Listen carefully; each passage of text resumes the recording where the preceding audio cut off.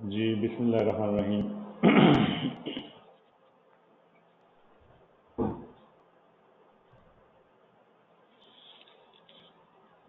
जी जनाब, कल तक जो देखा था उसमें कोई क्वेश्चन किसी का?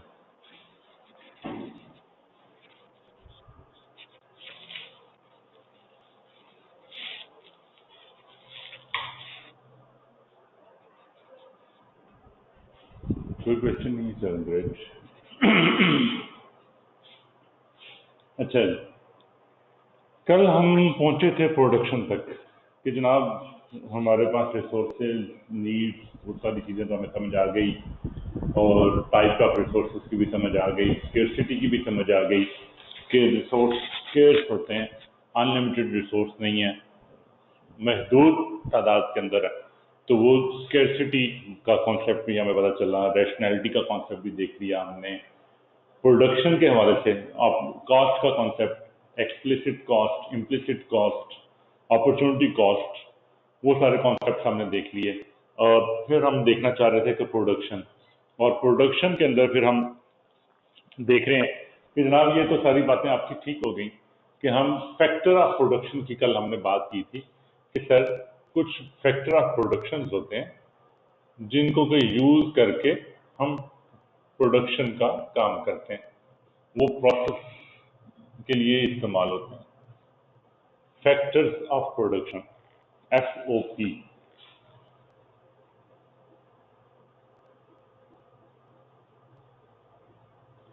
फैक्टर्स ऑफ प्रोडक्शन, हम वो कौन से एलिमेंट्स हैं जिनको कि मिला के हम प्रोडक्शन के प्रोसेस के लिए का ज़हूर पजीर करते हैं, प्रोडक्शन के प्रोसेस को कंप्लीट करते हैं। उन फैक्टर्स को इकोनॉमिस्ट चार हिस्सों में तकसीम करते हैं, चार कैटेगरीज, चार डिफरेंट टाइप्स में तकसीम करते हैं फैक्टर्स ऑफ प्रोडक्शन। कौन कौन से जी? कहते हैं जनाब सबसे पहले लैंड। जब भी आपने प्रोडक्शन करनी है उसके लिए कुछ ना कुछ आपके पास लैंड होने चाहिए। अब लैंड के अंदर कौन से रिसोर्स लेते हैं, कौन सी चीज लेते हैं लैंड के अंदर? सभी natural resources, all resources given by the nature.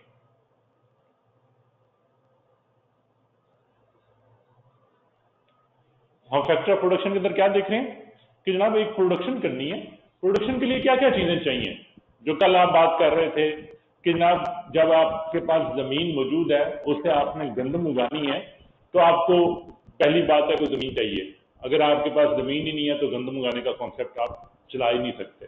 तो पहला हमें लैंड का समझ आई। फिर उसके बाद हमने कहा कि जब जमीन होगी तो उसके बाद लेबर, कोई शख्स उसके ऊपर एफर्ट भी करे, कोई ह्यूमन एफर्ट्स उसके ऊपर चाहिए होंगी, human efforts.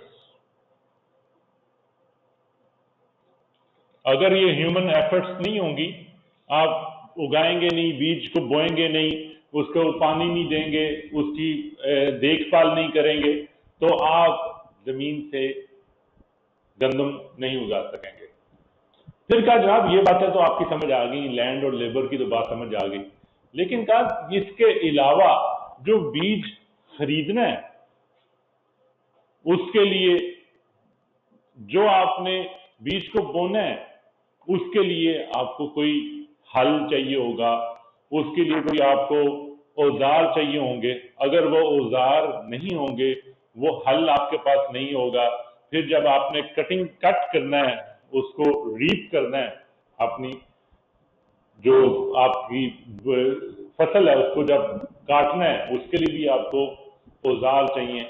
Without those machine, those things, आपका एक्टिविटी कंप्लीट नहीं हो सकेगी। तो वो जो हल है, वो जो औजार हैं, वो जो द्रांति है, वो जो कई है, डिफरेंट जो चीजें यूज की जा रही हैं उस प्रोडक्शन प्रोसेस के लिए, वो नेचुरली अवेलेबल नहीं है। हल अल्लाह ताला ने कहीं पे उगाना नहीं है, उसको क्या करना है? किसी शख्स ने हल प्रोड्यूस किया था। वो द्रांति, वो बाकी औजार जो उसके अंदर इस्तेमाल करने हैं, वो किसी शख्स ने, हमने ह्यूमन बिल्ड है वो, उसको हम कहते हैं कैपिटल।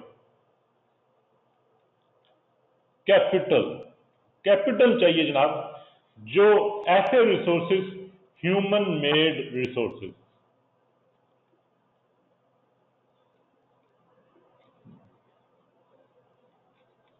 प्रोडक्शन प्रोसेस के लिए कोई मशीनरी चाहिए, कोई ट्रैक्टर चाहिए, कोई आपको ट्रांसपोर्ट करने के लिए कोई गधा गाड़ी चाहिए, कोई जो भी चीजें ह्यूमन मेड हैं लेकिन प्रोडक्शन प्रोसेस के लिए वो इस्तेमाल होनी जरूरी है, that be classified as capital. और फिर क्या जनाब, ये सारी बातें तो आपकी हम मान लेते हैं कि जमीन भी आ गई, लोगों ने कोशिश भी कर ली, आपको वो ह्यूमन मेड रिसोर्सेज भी कैपिटल की सूरत में वो चाहिए, वो भी आपको मिल गया। लेकिन इन सब को चलाने के लिए ये कोई किस तरह से कोई सोचेगा कि किस जमीन को मैंने इस्तेमाल करना है, इसके ऊपर गंदम उगानी है, फिर वो लेबर को इंगेज करेगा, फिर वो कैपिटल को इंजेक्ट करेगा, कैपिटल एक्वायर करेगा, खरीदेगा, उसको यूज करने के लिए प्रोवाइड करेगा। तो ये जो फैक्टर्स हैं, बाकी तीनों फैक्टर्स, ये तीनों factors in its own self, as at their own, ye cannot combined for the production process. Someone has to take the responsibility. Someone has to engage in controlling these resources, in putting these resources to the production process. वो जो production process को control करना है, जो production process के लिए funds available करने हैं, जो प्रोडक्शन प्रोसेस को एग्जीक्यूट करना है, उस एग्जीक्यूशन को हम कहते हैं entrepreneur.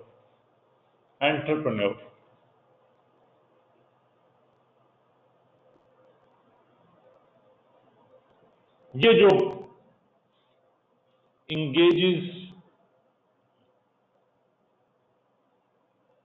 and control for execution of other FOP, ये एंटरप्रेन्योर बाकी लोगों को, बाकी प्रोडक्शन प्रोसेस को, प्रोडक्शन फैक्टर्स को इंगेज करता है, कंट्रोल करता है, एग्जीक्यूट करता है। अगर ये नहीं हो तो जमीन चाहे जितनी मर्जी पड़ी हुई हो, उसके ऊपर लोग भी बेतहाशा हों, उसके ऊपर जो ह्यूमन कैप बनाई हुई वो भी पड़ी हुई हो, हल भी पड़े हुए हैं, मशीनरी भी मौजूद हो, लेकिन उन सब को डायरेक्शन कोई ना दे तो एग्जीक्यूशन नहीं हो सकेगी। तो ये 4 डिफरेंट फैक्टर ऑफ प्रोडक्शन हमें इकोनॉमिस्ट बताते हैं कि आप अपने फैक्टर ऑफ प्रोडक्शन को इन 4 डिफरेंट काइंड्स के अंदर क्लब कर सकते हैं। कौन कौन से हैं? Land, labour, capital, enterprise. और लैंड के अंदर ऑल नेचुरल रिसोर्सेज, जो जमीन है वो भी, जो आपके दरिया से पानी है वो भी, जो आपके पहाड़ हैं, जो आपके दरख्त उग रहे हैं, कोई ऐसा नेचुरल रिसोर्स जिसको ह्यूमन ने जनरेट ना किया हुआ, वो सब लैंड के अंदर क्लब कर लेते हैं हम, प्रोडक्शन के प्रोसेस को समझने के लिए, फैक्टर ऑफ प्रोडक्शन को समझने के लिए। क्लियर है जी? ये इकोनॉमिस्ट भाई हमें यहां तक समझा देते हैं। अच्छा, अब ये तो समझ आ गई सर कि ठीक हो गया, these are factor of production, लेकिन हम एज एन इकोनॉमिस्ट समझना चाहते हैं कि यार आपके गिवन रिसोर्सेज से आप कितनी प्रोडक्शन कर सकते हैं। मतलब समझ आ रही है ना कि यार हमारे पास कुछ रिसोर्सेज हैं, वो रिसोर्सेज हम अपने यूज के लिए इस्तेमाल करते हैं, प्रोडक्शन प्रोसेस से अपनी जरूरियात को पूरा करने के लिए इस्तेमाल कर सकते हैं। तो इकोनॉमिस्ट फिर ये थिंकिंग की कि यार ये बात तो आपकी ठीक है, रिसोर्सेज हैं उनको, लेकिन how much we can produce. आप पूरी दुनिया में जितने रिसोर्सेज हैं, इनसे कौन सी चीज कितनी प्रोड्यूस की जा सकती है, कोई इसको सोचा जा सकता है, इसके हवाले से कोई डिस्कशन की जा सकती है, कोई इसको हम थॉट आउट कर सकते हैं, इसको हम फॉर्मुलेट कर सकते हैं, कोई हमें आइडिया हो सके कि human behaviour for production of different products वो किस तरह से होता है। तो उसको समझने के लिए हमें इकोनॉमिस्ट ने कहा जी कि एक थ्योरी हम आप समझ लेते हैं। तो उससे जब उन्होंने उसके ऊपर सोचा, सोच विचार की, चीजें देखी, तो उनको समझ आया कि जनाब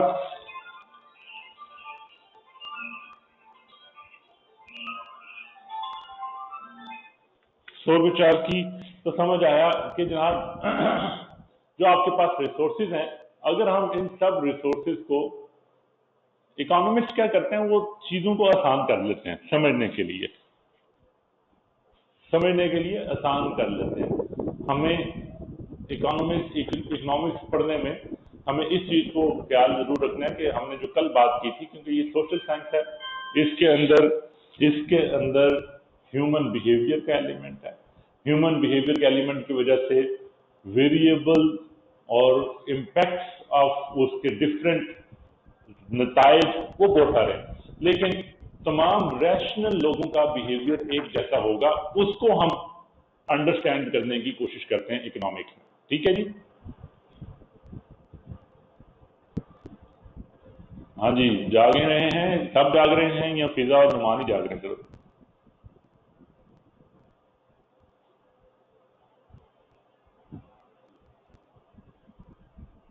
फोजिया भी जाग रही है, हमदान, अलीशा। चलें जी, हमदान आप भी जाग जाएं बराए मेहरबानी। अच्छा, तो हम ये देखना शुरू करें कि जनाब पूरी दुनिया में कितने रिसोर्सेज हैं, उससे हम कौन कौन सी प्रोडक्ट बना सकते हैं। प्रोडक्ट ए बनाएं कि प्रोडक्ट बी बनाएं या सी बनाएं या डी बनाएं, वो तो बेतहाशा प्रोडक्ट्स हैं। तो हम किसी कंक्लूसिव डिसीजन के ऊपर नहीं पहुंच सकते। तो इकोनॉमिस्ट ने क्या किया, उन्होंने कहा जी कि प्रोडक्शन पॉसिबिलिटी फ्रंटियर एक उन्होंने थ्योरी पेश की। उन्होंने कहा जी प्रोडक्शन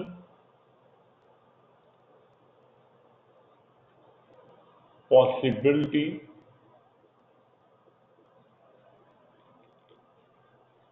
फ्रंटियर,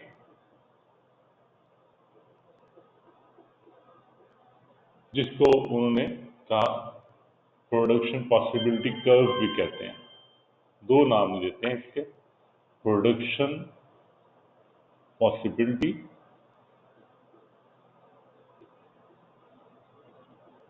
कर्व, दो डिफरेंट है, बात एक ही है। पीपीएफ कह लें प्रोडक्शन पॉसिबिलिटी फ्रंटियर, या पीपीसी प्रोडक्शन पॉसिबिलिटी कर्व। दो डिफरेंट नाम है, लेकिन बात दोनों में एक ही करना चाह रहे हैं।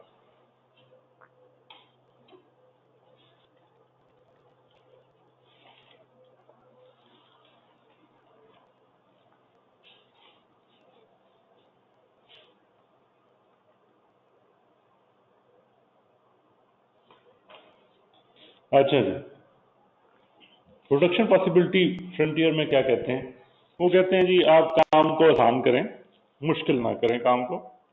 ज्यादा आप अगर मुश्किल कर लिया तो मसाइल हो जाएंगे आपके लिए।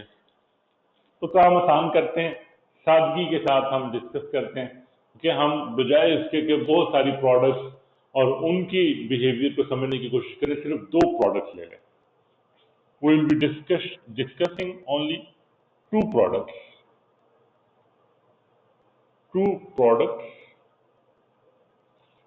choice of production. उसने कहा जी कि आपके पास जितने रिसोर्सेज हैं, आप दो प्रोडक्ट्स के ऊपर उनको लगा सकते हैं। या सारे के सारे रिसोर्सेज प्रोडक्ट ए बनाने पे लगा दें, प्रोडक्ट ए या प्रोडक्ट बी, या आधे रिसोर्सेज प्रोडक्ट ए पे लगा दें, आधे प्रोडक्ट बी पे लगा दें। 10% रिसोर्सेज प्रोडक्ट ए पे लगा दें, 90% रिसोर्सेज प्रोडक्ट बी पे लगा लें। डिफरेंट आपके पास कॉम्बिनेशंस हो सकते हैं। आप अपने रिसोर्सेज को इन दो प्रोडक्ट्स बनाने के लिए यूज कर सकते हैं। आसान कर लिया ना, आप समझने के लिए कि प्रोडक्शन में हमारा बिहेवियर किस तरह से होता है, हम उसको आसान कर लिया। अब उसने कहा जी कि दो डिफरेंट प्रोडक्ट्स हैं, उन प्रोडक्ट्स के लिए आप अपने रिसोर्सेज को इस्तेमाल कर सकते हैं, यूज कर सकते हैं। चाहे 100% एक पे कर लें, चाहे 50-50 कर लें, चाहे 10-20 कर लें, 10-90 कर लें, 20-80 कर लें, 15-85 कर लें, whatever the combination you want to use, you can use it. अब उसमें बिहेवियर कैसा होता है? हमने अभी कल अपॉर्चुनिटी कॉस्ट पढ़ी थी। अपॉर्चुनिटी कॉस्ट पढ़ी थी ना? अपॉर्चुनिटी कॉस्ट क्या थी कि अगर हम एक ऑप्शन को चूज कर लेते हैं तो दूसरी ऑप्शन हम फोरगो कर देते हैं। ऐसा ही है, अगर हम अपने प्रोडक्शन के प्रोसेस को हम फॉर एग्जाम्पल हमारे 100% प्रोडक्शन प्रोसेस हमने ए के ऊपर इनकॉर्पोरेट कर दिया, अपने रिसोर्सेज सारे के सारे ए के ऊपर इनकॉर्पोरेट कर दिए, तो इसका मतलब क्या हुआ कि बी के ऊपर हमने 0% प्रोडक्शन के लिए रिसोर्सेज एलोकेट किए, तो बी की 0 प्रोडक्शन की, ए के फॉर एग्जाम्पल हमने 100 की प्रोडक्शन कर ली।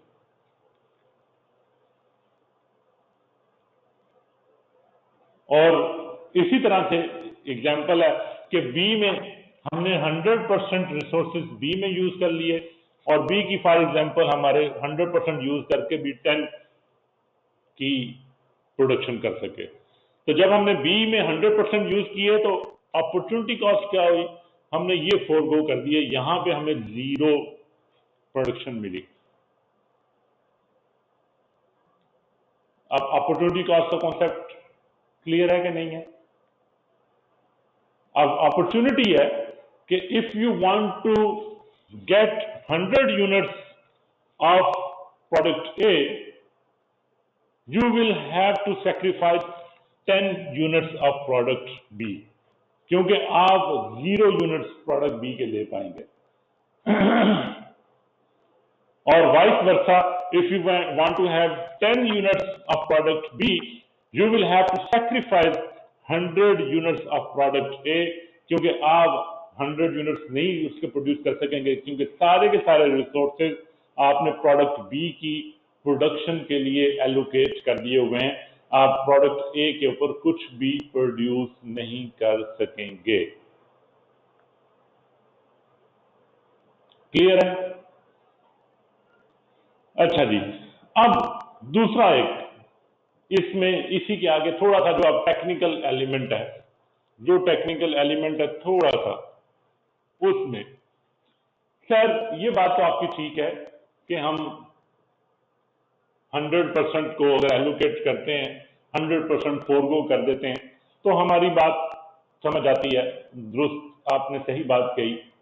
लेकिन अगर मैं 50% रिसोर्सेज अपने प्रोडक्ट ए के लिए यूज करूं और 50% रिसोर्सेज, फॉर एग्जाम्पल के तौर पे कह रहा हूं, 50% रिसोर्सेज अपनी प्रोडक्ट बी के लिए यूज करूं, तो फिर मुझे क्या रिजल्ट मिलने चाहिए?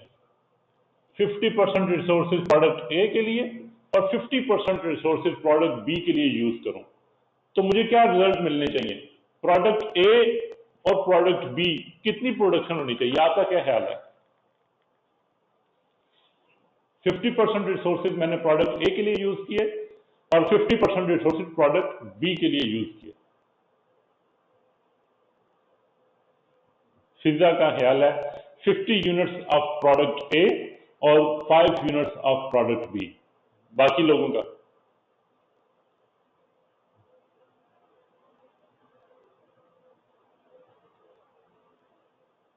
अलीशिया का भी यही ख्याल है।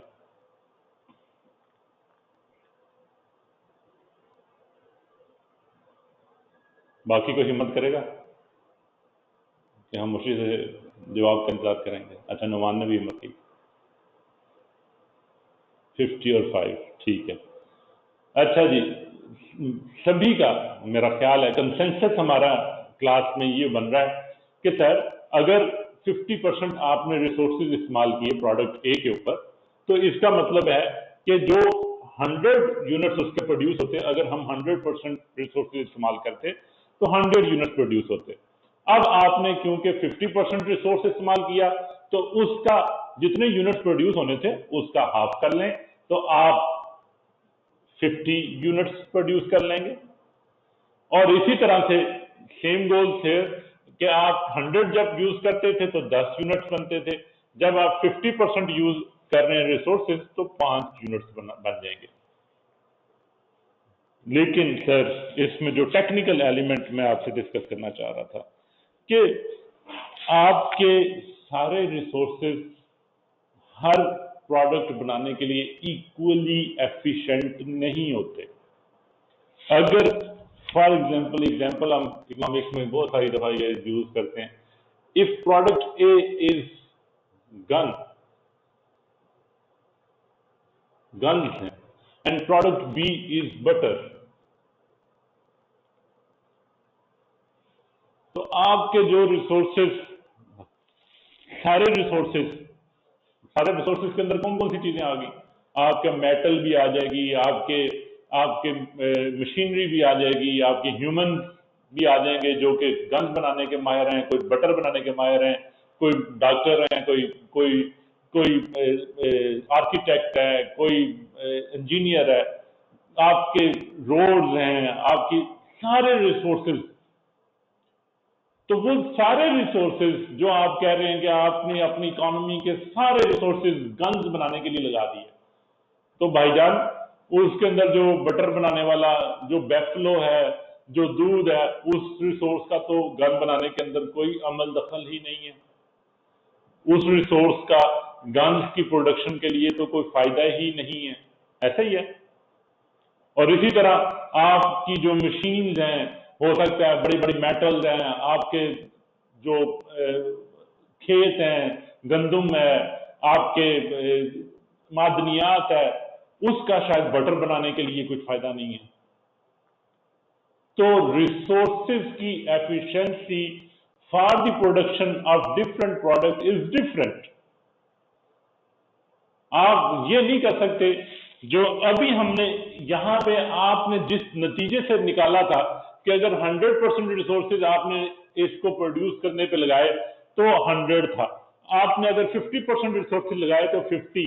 तो ये आपकी अजम्पशन ये थी कि तमाम रिसोर्सेज तमाम प्रोडक्ट बनाने के लिए इक्वली एफिशिएंट हैं, ये आपकी अजम्पशन थी इस नतीजे पर पहुंचने के लिए।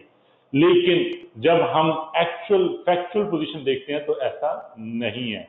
हमारे तमाम रिसोर्सेज इक्वली एफिशिएंट नहीं होते। कुछ रिसोर्सेज गन्स बनाने के लिए बेहतर होंगे और कुछ रिसोर्सेज बटर बनाने के लिए बेहतर होंगे, उनके दरमियान में इक्वल एफिशिएंसी नहीं पाई जाती। तो हमें ये आइडिया हुआ कि जनाब अगर आप 50% रिसोर्सेज इस पर यूज करें, 50% रिसोर्सेज इस पर यूज करें, तो हो सकता है कि इसके आप 75 यूनिट्स प्रोड्यूस कर रहे हो और इसके आप 7 यूनिट्स प्रोड्यूस कर रहे हो। एफिशिएंसी बढ़ गई है। क्यों? गन्स के ऊपर आपने गन्स बनाने वाले रिसोर्सेज यूज किए, बटर के ऊपर आपने बटर बनाने वाले रिसोर्सेज यूज किए। अब अगर आप 75 या फॉर एग्जांपल 100% ही देखें, यहां से 100%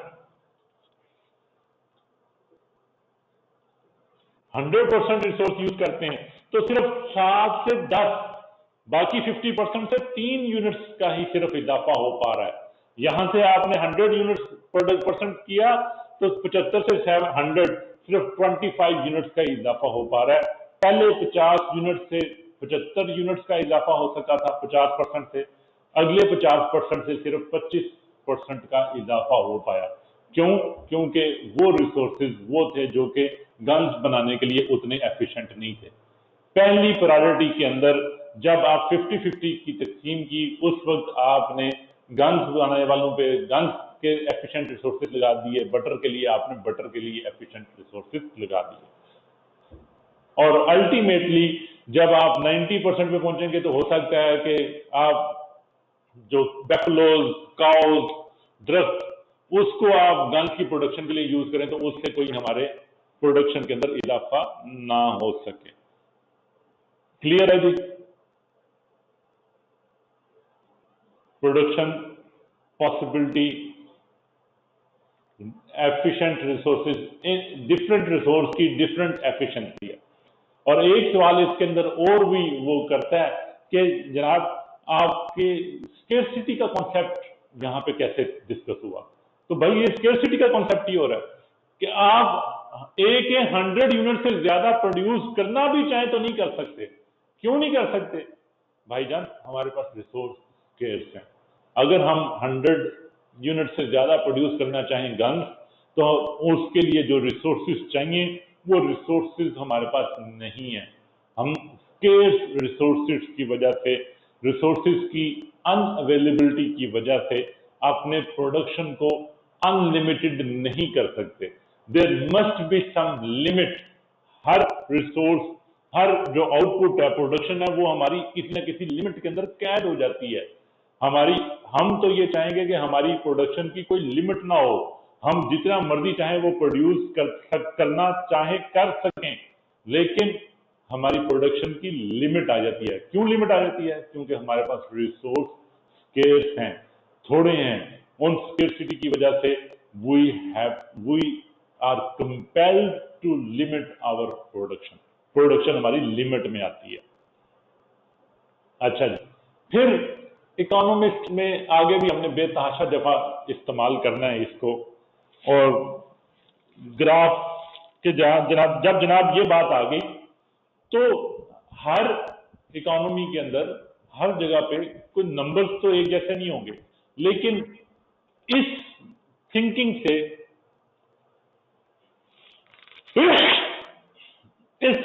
we can draw some curve. हम कुछ कर्व ड्रा कर सकते हैं।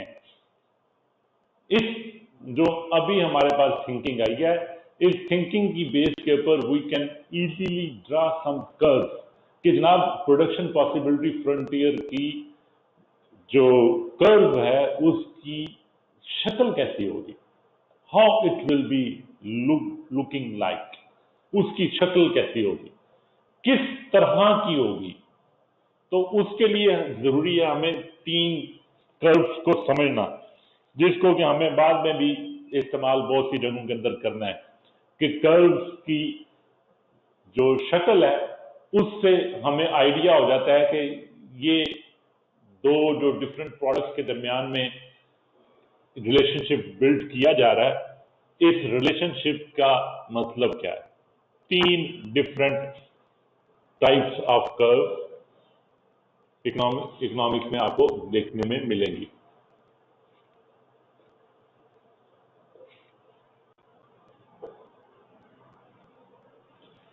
कौन कौन सी हैं जी?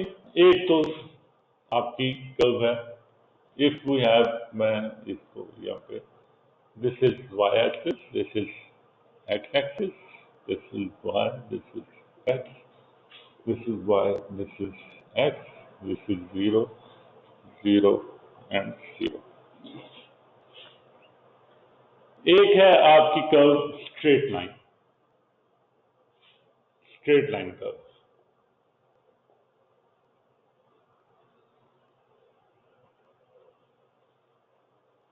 स्ट्रेट लाइन कर्व एक कर्व है, बाकी इधर ही साथ कर लेते हैं। एक कर्व है आपकी कॉन्वेक्स,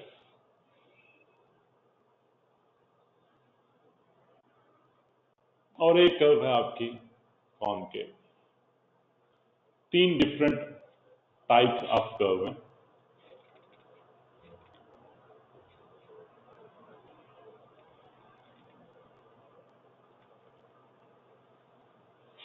अब इन कर्व्स के मायने क्या है, मतलब क्या है, वो जरा समझना जरूरी है।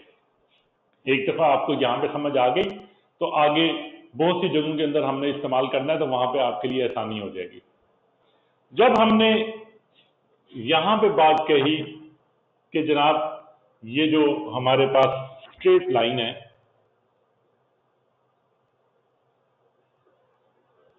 स्ट्रेट लाइन, इससे हम मायने क्या ले रहे हैं?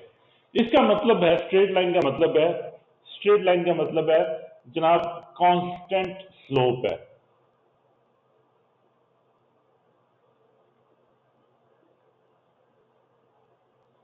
कांस्टेंट स्लोप, स्लोप का पता है ना, स्लोप क्या होती है यार? आज मुझे सीढ़ियां बहुत मुश्किल से चढ़ सका क्योंकि सीढ़ी की स्लोप बहुत ज्यादा थी। स्लोप, ये स्लोप, ये भी स्लोप, ये ये स्लोप होती है। स्लोप का आइडिया है कि नहीं आइडिया? जिन्होंने मैथ्स पढ़ी हुई है उनको तो थोड़ा सा आइडिया होगा, जो मेडिकल वाले हैं उनके लिए थोड़ा सा मुश्किल होगा।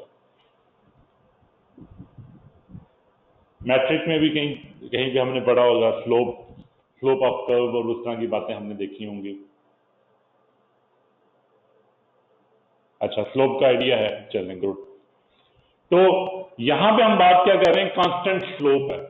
कांस्टेंट स्लोप का मतलब क्या है कि जनाब जो आपकी कर्व है ये स्लोप एक जैसी है, पहले पॉइंट से लेके आखिरी पॉइंट तक आते आते सेम स्लोप है, कांस्टेंट स्लोप है। और कांस्टेंट स्लोप का मतलब क्या हुआ? कांस्टेंट स्लोप का मतलब है कि आपकी सेम अपॉर्चुनिटी कॉस्ट है, अपॉर्चुनिटी कॉस्ट फर्क नहीं आ रही। अच्छा, अब ये थोड़ा सा जी, स्लोप मीन चेंज, जी change in Y over change in X, हम इसको स्लोप कहते हैं। सैक्रिफाइस, कांस्टेंट स्लोप, स्लोप को हम change in Y over change in X कहते हैं। ये एक रेशियो का नाम हमने स्लोप रखा हुआ है कि जनाब वाई के अंदर कितनी चेंज आई है, वाई एक्सिस के ऊपर, this is Y axis and this is X axis. तो इसको इधर भी देखें और इसको इस पॉइंट पे भी देखें, change in Y and change in X. इन दोनों पॉइंट्स के ऊपर अगर आप देखेंगे तो दोनों पॉइंट्स के ऊपर you will get the same, जी स्लोप सेम है। इसका ये मतलब हम ले रहे हैं, नथिंग एल्स। स्लोप से हम अपनी जो कर्व है उस कर्व को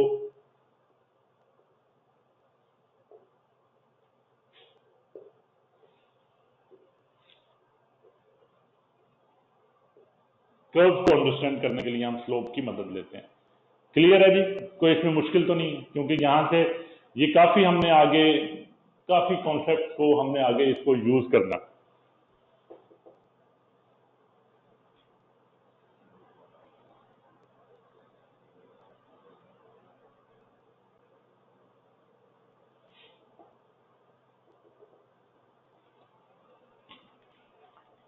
अच्छा जी, कांस्टेंट स्लोप का मतलब क्या है? कांस्टेंट स्लोप का मतलब है we have sacrifice, constant sacrifice, constant sacrifice. जहां पे हमने ये देखा था ना जी कि आपने कहा था this is 50 and this is 5, यानी कि कांस्टेंट रेशो, रेशो कांस्टेंट होती, एक जैसी एफिशिएंसी होती रिसोर्सेज की, तो वहां पे हमारी curve would have been an straight line. अगर तो कांस्टेंट हमारी सेक्रीफाइस होता, हमारा कांस्टेंट स्लोप होती, कांस्टेंट सेक्रीफाइस होता, opportunity cost would have been constant, तो वहां पे हमारी slope would have been a straight line. Clear है? मैं थोड़ा सा आहिस्ता आहिस्ता चल रहा हूं ताकि आप जरा ग्रैब कर लें, मेरे साथ साथ नहीं, कोई गुम ना जाए, कोई सो ना जाए। इतना आहिस्ता भी ना चलूं कि कोई सो ही जाए, इसलिए थोड़ा सा मैं जगा रहा हूं। Mike testing 1 2 3। अच्छा जी, फिर दूसरी तरफ आ गया हमारा कॉन्वेक्स। कॉन्वेक्स में क्या हो रहा है? कॉन्वेक्स में डिक्रीजिंग अपॉर्चुनिटी कॉस्ट है। कॉन्वेक्स में क्या हो रहा है? चेंज इन वाई और चेंज इन एक्स। यहां पे देखें इतना, यहां पे चेंज इन वाई थोड़ी, चेंज इन एक्स, यहां पे change in Y, change in X. तो कॉन्वेक्स में आपकी decreasing opportunity cost, decreasing opportunity cost.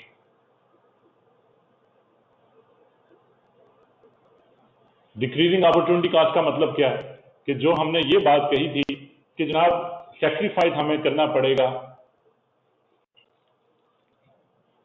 हमारा अगर सैक्रिफाइस करते 75 की जगह जब हम एडिशनल 50 यूनिट्स हम लगाते तो इससे हम 35 यूनिट्स कर सकते और इसके ऊपर 50 यूनिट्स लगा के सिर्फ हम 4 यूनिट्स कर सकते। हमारी अपॉर्चुनिटी कॉस्ट अभी डिक्रीज हो रही है और अभी हम जो सैक्रिफाइस किया उस सैक्रिफाइस से हम लिमिट कम इस्तेमाल कर पाए, कम अपने आप को रिड्यूस इंक्रीज कर सकें। तो इसकी वजह से this is slope is decreasing, slope is decreasing, change in y over change in x is decreasing and decreasing opportunity cost. So decreasing opportunity cost इसका ये इम्पैक्ट है। एंड दूसरी तरफ जब हम यहां पे देखते हैं our concave, this is increasing opportunity cost. Slope is increasing, आप देखें ये स्लोप इंक्रीज कर रही है, स्लोप इंक्रीज कर रही है, यहाँ पे स्लोप डिक्रीज कर रही है, फ्लैट होने के नजदीक आ रही है। यहाँ पे स्लोप इंक्रीज कर रही है, फ्लैट थी, फ्लैट से इंक्रीज होती जा रही है, स्लोप इंक्रीज कर रही है। यहाँ से स्लोप, यहाँ पे स्लोप ज्यादा थी, फ्लैट होने के नजदीक जाती जा रही है। क्लियर है कि नहीं? डिक्रीजिंग स्लोप और किस सूरत में increasing slope. Increasing slope means increasing opportunity cost.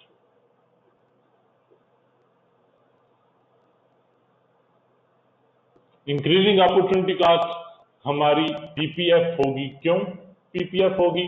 क्योंकि हमारे ऐसे रिसोर्सेज जिनको कि हम एक प्रोडक्ट के लिए बेहतर यूज कर सकते थे, वो जब हम रिसोर्सेज अपनी प्रोडक्ट पे लगा चुके होंगे, उसके बाद अगर हम रिसोर्सेज प्रोडक्ट एक्स के लिए और भी लगाएंगे तो हम उससे ज्यादा प्रोडक्ट नहीं जनरेट कर सकेंगे। अच्छा एग्जांपल देखें, यहाँ पे देखें, वाई के अंदर थोड़ा सा फर्क आया, एक्स के अंदर कितना ज्यादा फर्क आया, और यहाँ पे देखें वाई के अंदर फर्क आया, एक्स में बिल्कुल फर्क नहीं आया, वाई में फर्क आया, एक्स में बिल्कुल फर्क नहीं आया। शुरू में वाई के अंदर थोड़ा सा फर्क, एक्स में बहुत ज्यादा फर्क, बाद में वाई के अंदर फर्क लेकिन एक्स में कोई फर्क नहीं। रीजन उसकी क्या है कि वाई के ऊपर जो प्रोडक्ट, जो रिसोर्सेज इस्तेमाल हो रहे थे वो वाई के लिए एफिशिएंट थे, लेकिन जब उसको हमने शिफ्ट किया एक्स के ऊपर तो एक्स के लिए एफिशिएंट नहीं थे, इसलिए हमें एक्स की प्रोडक्शन के अंदर ज्यादा इजाफा नजर नहीं आता, लेकिन वाई की प्रोडक्शन के अंदर कमी हमें नजर आती है। क्लियर है? यहां पे देखें, स्टार्ट में वाई हमने थोड़ा सा चेंज किया, एक्स हमें बहुत ज्यादा मिल गया। क्यों? क्योंकि हमने वो रिसोर्सेज जो कि एक्स के लिए ज्यादा बेनिफिशियल थे उनको एक्स की प्रोडक्शन के ऊपर शिफ्ट कर दिया, और एंड पे पहुंचते पहुंचते हमारे वाई के अंदर तो फर्क आया लेकिन एक्स के अंदर कोई फर्क नहीं आया। रीजन उसकी क्या है कि वाई वाले के लिए एफिशिएंट रिसोर्सेज को हमने एक्स के ऊपर शिफ्ट किया, उससे वाई की प्रोडक्शन तो रिड्यूस हो गई लेकिन एक्स की प्रोडक्शन के अंदर कोई खातिर इजाफा नहीं हुआ। तो हम इस नतीजे पे पहुंचे कि our production possibility frontier, production possibility curve will be convex to the origin और will concave to the origin, concave होगी, this will be concave to the origin and this will be our production possibility curve, production possibility frontier. Clear है जी?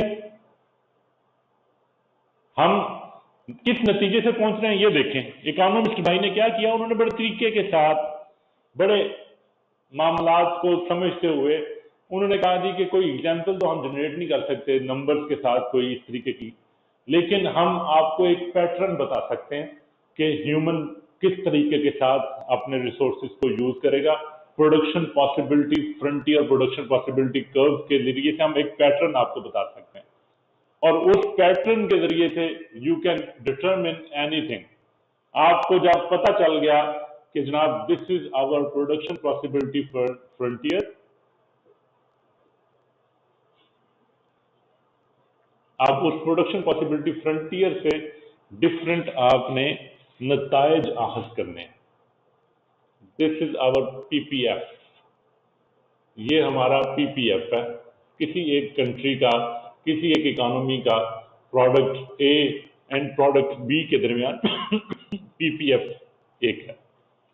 तो ये PPF की, तो अब हमें समझ आ गई that will be concave to the origin. जी इसमें तो कोई इशू नहीं है, PPF will always be concave to the origin. एक बात, concave, or then that will have negatively slope downward from left to right, decreasing slope, sorry, increasing slope, downward, increasing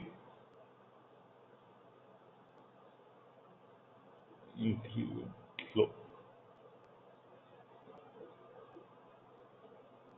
opportunity cost क्योंकि increase हो रही है।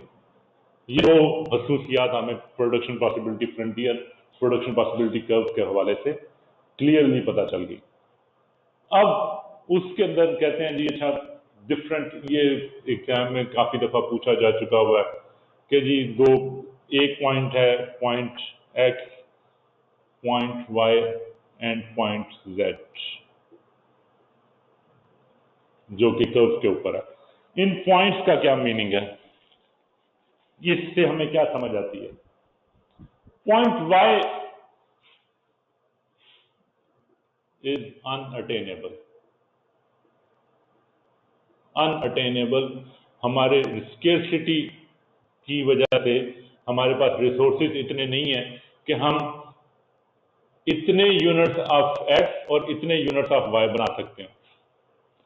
हमारे लिए ये possible नहीं है। हम अपने रिसोर्सेज अगर सारे लगा भी दें तो हम इस कॉम्बिनेशन ऑफ प्रोडक्शन प्रोसेस को हम अटेन नहीं कर सकते, अचीव नहीं कर सकते।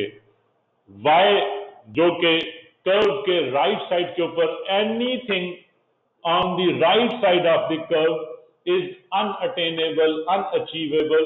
Y? Because of our limitation, our scarcity, scarce resources, our efficiency of resources, वो इतनी नहीं है कि हम उसको अटेन कर सकें, इस कॉम्बिनेशन को अचीव कर सकें। So this area will be an unattainable area. इस एरिया के ऊपर कोई भी आपका कॉम्बिनेशन होगा वो हम प्रोडक्शन नहीं कर सकेंगे। एंड एक्स क्या है जी? एक्स अचीवेबल है। X is an achievable area, but is an inefficient use of our resources. Inefficient use of our resources. अगर हम अपने रिसोर्सेज को इतने Y और इतने X के लिए यूज कर रहे हैं तो हम अपने पूरे रिसोर्सेज इस्तेमाल नहीं कर रहे। हमें अपने पूरे रिसोर्सेज इस्तेमाल करते तो हम इस कर्व के ऊपर आ रहे होते। Z is the point on curve or which is attainable plus efficient. Attainable plus efficient. हम अपने पूरे रिसोर्सेज कंप्लीटली यूज कर लिए हमने। यहां पे इनर साइड के ऊपर हम अटेन तो कर सकते हैं कॉम्बिनेशन, इतना एक्स इतना वाई हम अटेन तो कर सकते हैं, बट हम अपने पूरे रिसोर्सेज यूज नहीं कर रहे। अगर हमें पूरे रिसोर्सेज यूज करने हैं तो हमारा जो पीपीएफ के ऊपर पॉइंट लाई करना चाहिए, जो कि अटेनेबल भी है plus efficient use of our resources है। हमारे तमाम रिसोर्सेज को हम एफिशिएंटली यूज करके ये कॉम्बिनेशंस ऑफ गुड्स प्रोड्यूस कर सकते हैं। तो मसला इसके अंदर प्रॉब्लम, परेशानी?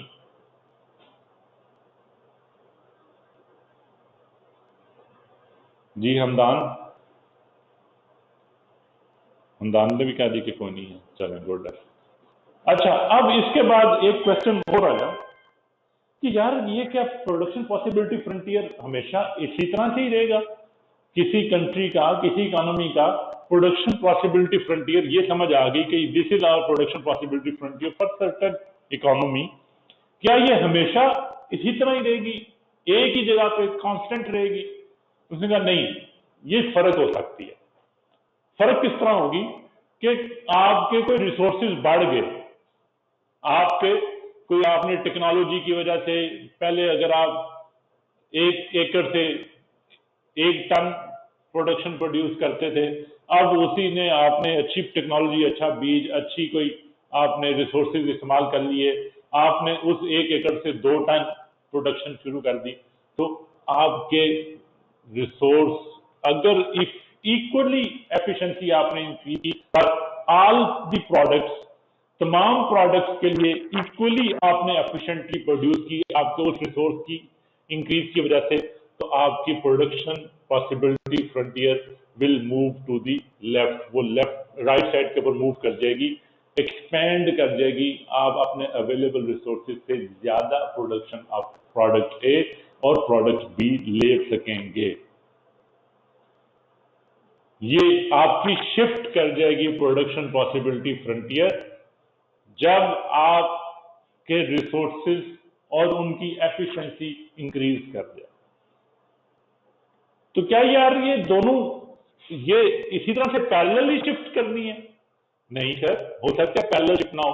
अगर कोई ऐसी टेक्नोलॉजी आ गई है जो गन बनाने के लिए बेहतर है, लेकिन उसका इम्पैक्ट आपकी बटर बनाने के ऊपर कोई नहीं होगा, तो सिर्फ हो सकता है कि वाई एक्सिस के ऊपर आपकी प्रोडक्शन का इजाफा हो, पीपीएफ मूव करे on your X Y axis, not on X axis. और इसी तरह से अगर कोई बटर बनाने के लिए आपने एफिशिएंसी हो गई है, गन्स के ऊपर उसका कोई असर नहीं है, तो वो आपकी curve PPF will move like this. और अगर आपके रिसोर्सेज कोई कम हो गए हैं और दोनों के ऊपर इम्पैक्ट पड़ रहा है, सब भी प्रोडक्ट के ऊपर, तो वो पैरेलल रिड्यूस हो जाएगा। अगर एक के ऊपर पड़ रहा है तो वो एक साइड रिड्यूस होगी, दूसरी नहीं होगी।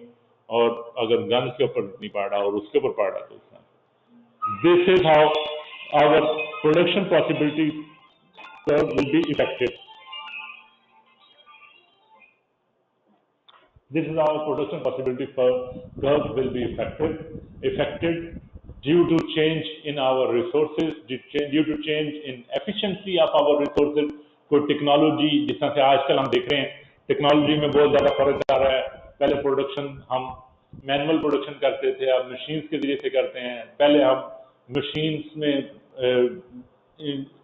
ह्यूमन के जरिए से करते थे, अब वो ऑटोमेटिक प्रोडक्शन आ रही हैं। तो उससे हमारी प्रोडक्शन कैपेसिटी में चेंज आता है टेक्नोलॉजी की वजह से। अगर वो सभी प्रोडक्ट्स के ऊपर असरअंदाज हो रहा होगा तो आपकी कर्व पैरेलल शिफ्ट कर जाएगी, और अगर किसी एक प्रोडक्ट के ऊपर है तो वो इस तरह से मूव करेगी। This is the basic idea of production possibility frontier, production possibility curve. इसको आईकैप में काफी दफा डिफरेंट अंदाज से पूछा जा चुका है।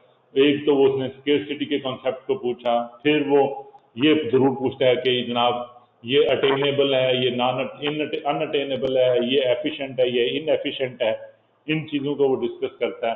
फिर वो अपॉर्चुनिटी कॉस्ट को डिस्कस करता है कि इंक्रीजिंग अपॉर्चुनिटी कॉस्ट है आपकी, डिक्रीजिंग अपॉर्चुनिटी कॉस्ट है आपकी, कर्व कॉन्केव क्यों होती है, इसकी रीजन क्या है, स्लोप क्यों इंक्रीजिंग होती है, डिफरेंट रिसोर्सेज का की efficiency for different product different होती है। तो ये चीजें यू मस्ट बी नोइंग, आपको पता अब होनी चाहिए। कोई इसके अंदर समझने में मुश्किल आई हो तो बताइए।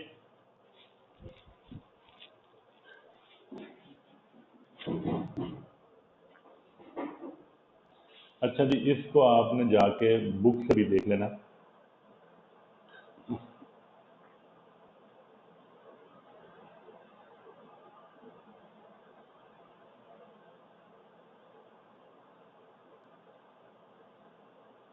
ये चीजें हमने देखी हैं, स्केर्सिटी एंड चॉइस, इसको देख लें। रैशनल बिहेवियर को हमने देखा है, फैक्टर ऑफ प्रोडक्शन को हमने देखा है,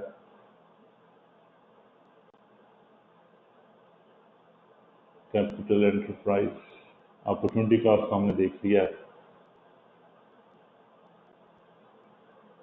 ये हमने आज ये production possibility frontier, production possibility curve, इसको हमने देखा। क्लियर है जी? मूव किस तरह से करती है, एक एग्जांपल भी उन्होंने दी हुई है। It is downward sloping, it is concave to the origin. वो जो दो बातें हमने कही वो यहाँ पे हमारे पास में आ रही हैं। डाउनवर्ड स्लोपिंग है, फिर इसको एग्जांपल भी एक दी है। Marginal rate of product transformation भी दिया हुआ है कि जी के एक प्रोडक्ट को में चेंज, जो हम स्लोप की बात कर रहे थे कि एमआर जो हमारे अपॉर्चुनिटी कॉस्ट है will be increasing marginal rate of product transformation, the amount of one good which must be foregone to gain 1 unit of the alternative। जो हमने यहाँ पे बातें की कि अगर हमारे पास ये कितने यूनिट्स 100 यूनिट्स इसके बने तो 10 यूनिट्स हमने इसके छोड़ दिए, फॉरगॉन किए, तो ये rate will be changing for over the period, over the use of resources. ठीक है जी, इसको आप स्टडी करेंगे, पढ़ेंगे, कोई इसमें मुश्किल लगता है चीज़ तो फिर हमारे साथ डिस्कस करेंगे। यहाँ तक पेज 23 तक ये सारा कुछ चीज़ें। ओके जनाब जी, let's conclude here, let's meet tomorrow इंशाल्लाह and we will then move on. अल्लाह हाफिज़।